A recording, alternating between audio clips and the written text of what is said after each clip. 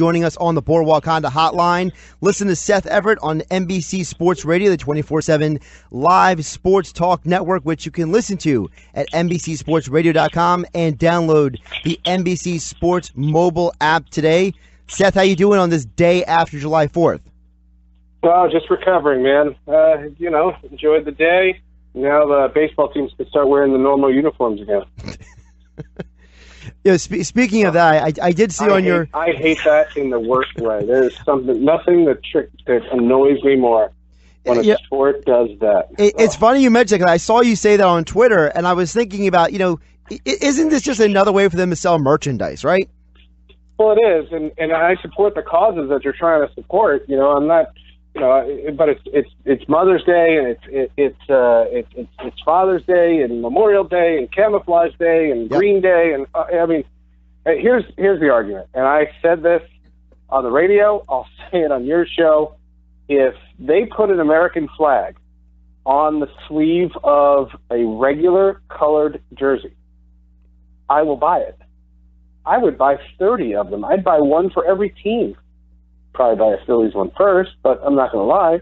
But the fact is that once they do these cockamamie colors, and for the Father's Day, if they want to put a blue ribbon, the symbol for anti-prostate cancer, put the blue ribbon on a regularly covered uniform.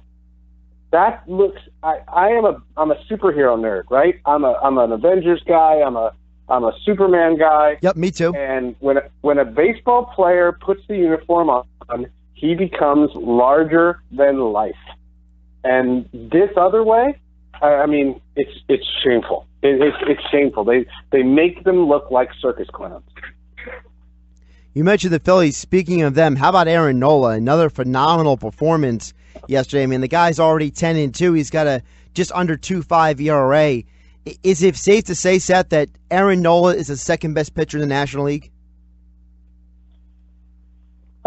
Second best behind who? Max Scherzer? Behind Scherzer. What about Jacob deGrom? Second best pitcher in the National League. See, this is this is what gives Philadelphia a bad name. Why can't he just be one of the top 5 pitchers in the sport? Why does he have to be top 2? Right. Be honest with me. Be honest. No, I'm not trying to mess with you. Be honest. Why does it have to be top 2? Jacob deGrom's got an ERA, I think, of 1.7. He's the favorite to win the Cy Young Award this year. Right. And I'm no Mets fan. I can't stand that organization. But let's not deny what that is. You know what I'm saying? Whenever I see a team that has had some modicum of success, my initial response is, great, what's next? Okay, so let's macro picture it then. So let's say Aaron Nola is one of the top 10, 12 pitchers in baseball. How significant, though, is that for the Phillies, considering that this team is where they are and Arrieta has struggled? Velasquez is on the DL. Pivetta has been up and down at times.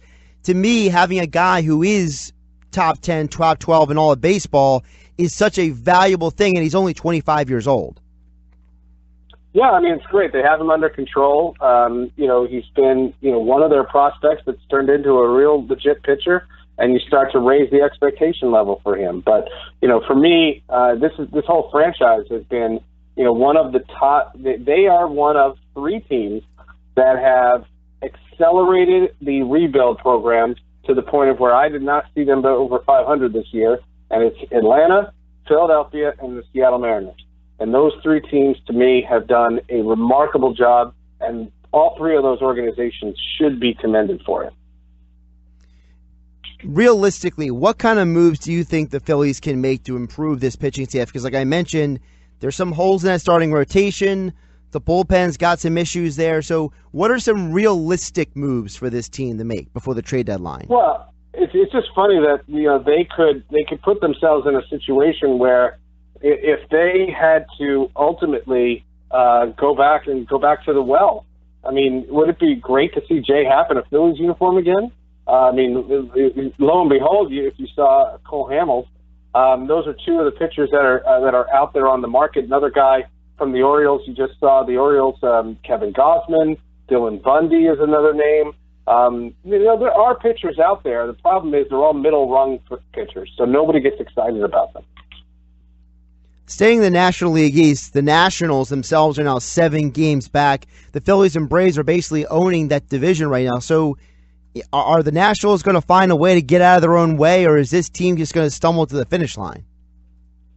Well, the interesting part about them, they had a players-only meeting yesterday. They've lost 5 in a row. My attitude about the Nationals is I still think they're going to be heard from when it's all said and done. And my attitude is, I'm saying that because there's still 3 months of the season left, and let's call a spade about the Phillies and the Braves, and that is they're young teams that have kind of not been there before. So the Nationals are the 2-time division champions. I like the opportunity for them to chip off a couple games here and chip off a couple games here. And, is it possible? It is not even an amazing comeback. It's not like what we saw when the Mets blew that lead to the Phillies in 07 and 08. It's a different scenario. And my attitude is still there's too much season left, and they know that this is it for Bryce Harper. Sorry, I had a brain freeze there. This is it for Bryce Harper. He's going to be a free agent. You might as well make the most of it, and hopefully he turns his season around.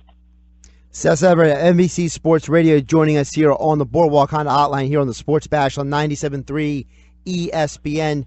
Seth, one of the teams I don't think that gets talked about enough nationally, because we know at times people forget about the West Coast, but the Dodgers are really been creeping back up that NL West division. They've really been on the rise despite all of Clayton Kershaw's issues with his back and his health. So what is the state of the Dodgers right now? It seems like they are really going to make this an NL West battle all the way to the end now.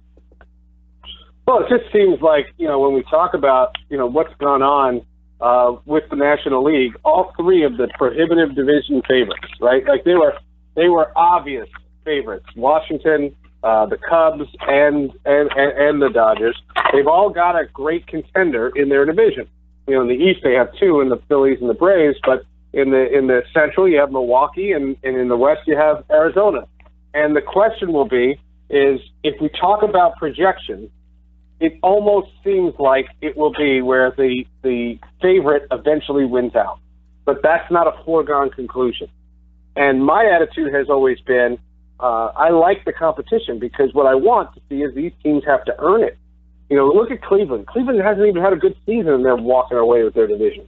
There's so much mediocrity in bad teams in the American League. But in the National League, you have these contenders.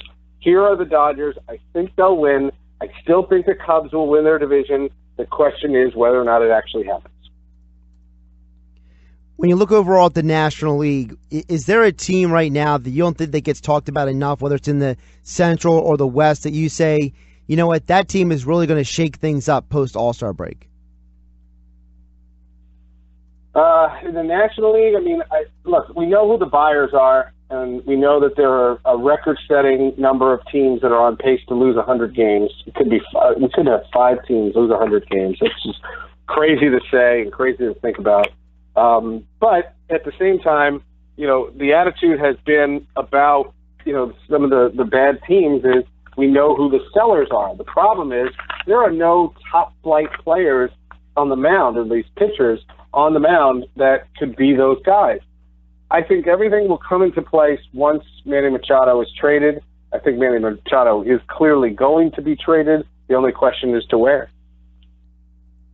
You mentioned the American League earlier, and I saw your post on Forbes about Cashman, the conversation with Cashman about Giancarlo Stanton. And this guy has really turned things around. He's now up to 21 home runs. The guy's been crushing it the last couple of weeks.